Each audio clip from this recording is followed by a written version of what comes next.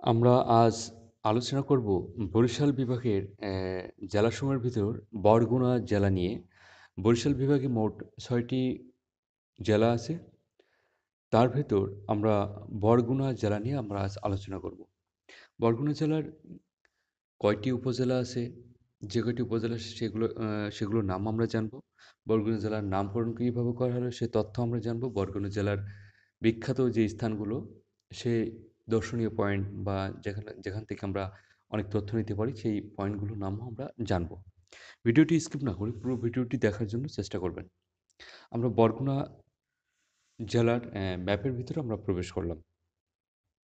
ছবিতে দেখা যাচ্ছে বরগুনা জেলার মানচিত্র। এই মানচিত্রের ভিতর যে উপজেলাগুলো আছে সেই উপজেলাগুলো নিয়েই কিন্তু বরগুনা জেলা আ অবস্থিত।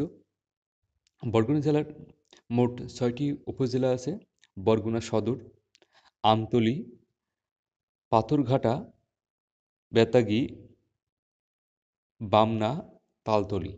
এই ৬টি উপজেলা নিয়ে বরগুনা জেলা গঠিত।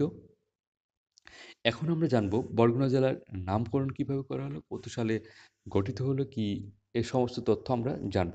বরগুনা নামের সুনির্দিষ্ট কোনো তথ্য পাওয়া যায় না। গেলেও জানা যায় যে উত্তরাঞ্চলের কাঠ ব্যবসায়ীরা এই অঞ্চলে কাঠ নিতে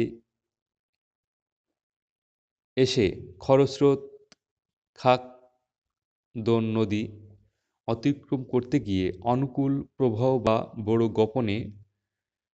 জন্য বড়গণের জন্য এখানে অপেক্ষা করত বলে বড় ব্যবসায়ীদের জনের জন্য এখানে অপেক্ষা করত বলে এই স্থানের নাম হয় বড়গোনা। কারো মতে আবার স্রোতের বিপরীতে গুণ বা দড়ি টেনে নৌকা অতিক্রম করতে হতো বলে এই স্থানের নাম বরগুনা। কেউ কেউ বলেন বরগুনা নামক কোনো প্রভাবশালী রাখাইন অধিবাসীর নামানুসারে বরগুনা। আবার কারো মতে বরগুনা নামক কোনো এক বাওয়ালীর নামানুসারে এই স্থানের নামকরণ করা হয় বরগুনা। এতে অনেক তথ্য আছে, সঠিক তথ্য আজও জানা যায়নি। তাহলে আমরা বরগুনা জেলার যে নামকরণ, সে তথ্য কিন্তু আমরা সামান্য পরিমাণ কিছু জানতে পারলাম।